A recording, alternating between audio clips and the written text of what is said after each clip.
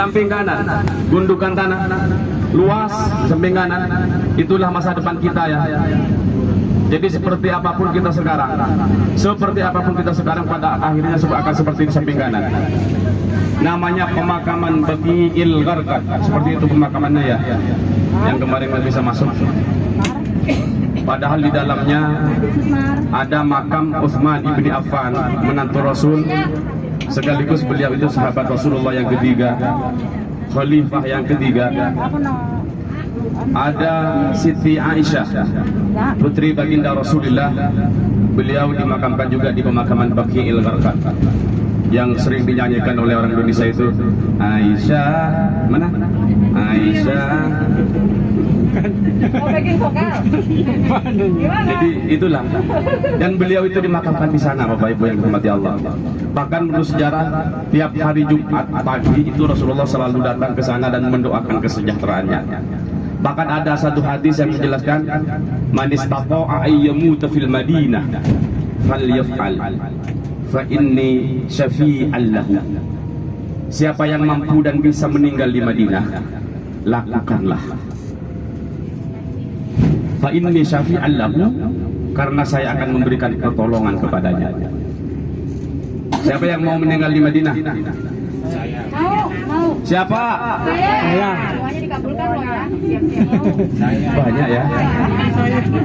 Berarti benar-benar tawakal itu ya.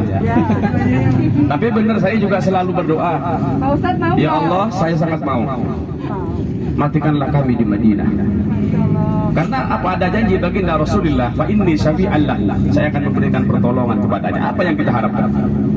Pertolongan beliau yang kita harapkan. Kalau beliau sudah berjanji ingin memberikan pertolongan, dengan sebab itu saya bersedia. Tapi tidak semudah itu, Bapak Ibu ya. Ada dari Surabaya 2018 kalau nggak salah itu tiap tahun, kadang setahun umroh 2 kali, ingin meninggal di Madinah.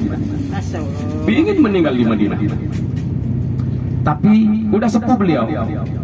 Ternyata beberapa kali umrah itu tidak berhasil. Allah tidak mengutus malaikat mautnya untuk mengambil nyawanya. Iya. Kami potong sejenak. Sejarah itu nanti akan disambung lagi di samping kiri. Masjid Bilal bin Rabah. Bilal bin Rabah. Tahu Bilal? Kenal? Enggak ya, kalau tahu dari sejarah. Siapa Bilal? Muazzin pertama baginda Rasulullah sallallahu alaihi wasallam. Dulunya Bilal itu budak, tidak merdeka. Beliau itu asalnya dari Utopia, Afrika. Beliau disiksa, dibeli oleh Abu Bakar dan dibebaskan, tinggal di Madinah dengan para sahabat.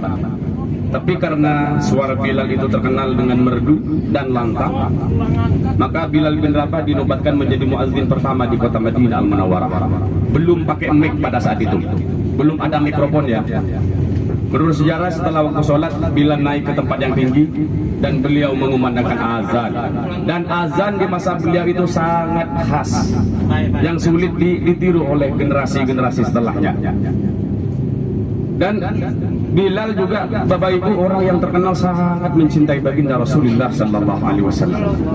Buktinya setelah Rasulullah wafat, Bilal itu mencoba terus menjadi muadzin di kota Madinah. Tapi setelah sampai asyhadu anna Muhammadar Rasulullah, Bilal itu nangis luar biasa. Kenapa? Karena beliau itu sangat merindukan orang mulia, makhluk yang luar biasa, yaitu baginda Rasulullah sallallahu alaihi wasallam. Jadi tidak meneruskan, Bilal itu nangis terus ingat baginda, karena baginda sudah tiada. Terus mencoba, tetap aja tidak bisa. Bahkan tidak hanya itu, setiap beliau masuk Nabawi, masuk masjid, beliau itu selalu melihat bayang-bayang baginda Rasulullah sallallahu alaihi wasallam. Itu Bilal bin Rabah. Bahkan di masa Khalifah Abu Bakar Siddiq, Bilal itu pamit kepada Abu Bakar, ya Abu Bakar, kami sudah tidak sanggup tinggal di Madinah, Abu Bakar. Kenapa Bilal? Karena setiap kami melangkah, maka di sana ada bayang-bayang baginda Rasulullah sallallahu alaihi wasallam. Baru Bilal itu diizinkan oleh Abu Bakar untuk keluar dari Madinah. Dan ternyata pilihan Bilal adalah ke daerah Damaskus, ibu kota Syam pada saat itu. Sekarang ada di Suriah. Beliau tinggal di sana dan beliau wafat di sana. Bapak Ibu yang dirahmati Allah Subhanahu wa taala, itu Bilal bin Rabah. Sehingga sampai sekarang namanya selalu harum dan namanya diabadikan di satu masjid besar di sekitar Nabawi Madinah dan diberi dengan namanya. Tapi masjid beliau itu bisa dikatakan masjid terbesar. Tidak seperti masjid-masjid kecil yang lain di sekitar Masjidin Nabawi Madinah Al-Munawwarah.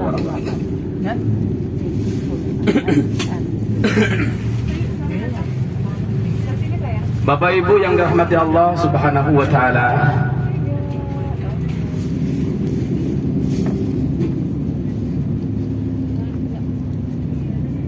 di pagi ya agak macet karena hari Kamis.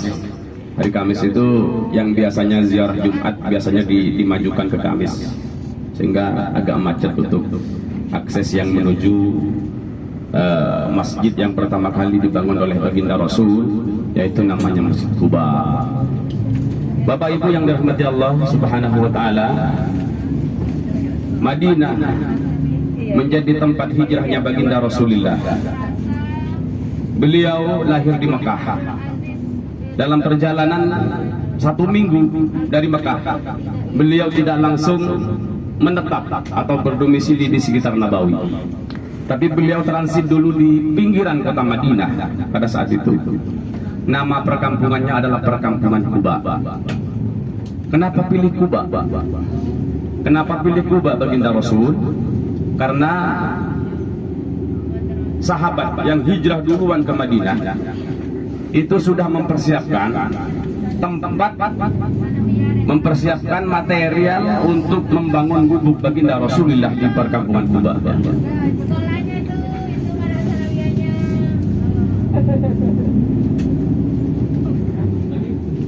Sehingga Bapak Ibu yang dirahmati Allah, setelah Rasulullah dalam perjalanan 1 minggu dari Mekah, beliau transit dulu di perkampungan Quba dan beliau menetap di sana, dan material yang telah dipersiapkan untuk membangun gubuk beliau itu oleh Rasulullah tidak dibangun gubuk, tapi dibangun masjid. Sehingga masjid itu terkenal dengan masjid pertama yang dibangun oleh baginda Rasul. Namanya Masjid Quba. Masjid Quba itulah yang oleh beberapa ahli tafsir yang dimaksud oleh Allah dalam Al-Quran, la masjidun ussisa ala taqwa min awwali yaumin ahaqqu an taquma fihi rijalun yuhibbunallah innallaha yuhibbul mutahhirin. Bahwa masjid yang akan kita datangi pertama ini, jadi rute kita pertama Quba. Setelah Quba nanti akan melihat salah satu kekayaan kota Madinah, kebun kurma. Setelah kebun nanti kita akan menuju salah satu bukit yang nanti akan ada di surganya Allah. Namanya Bukit Uhud. Jadi di tempat itulah yang nanti yang kita akan berhenti, akan turun. Tapi kalau untuk tempat-tempat yang lain kita nanti akan hanya lewat saja. Kita akan melihat saja. Bapak Ibu yang dirahmati Allah Subhanahu wa taala, sebentar lagi kita akan sampai ke masjid yang pertama kali dibangun di masa Islam, Masjid Quba. Kita untuk apa datang ke Quba? Itu ada hadis baginda Rasulullah, man tatahhara fi baitihi thumma ata Masjid Quba fa shalla fihi salatan kana lahu ka ajri umrah, kata Nabi.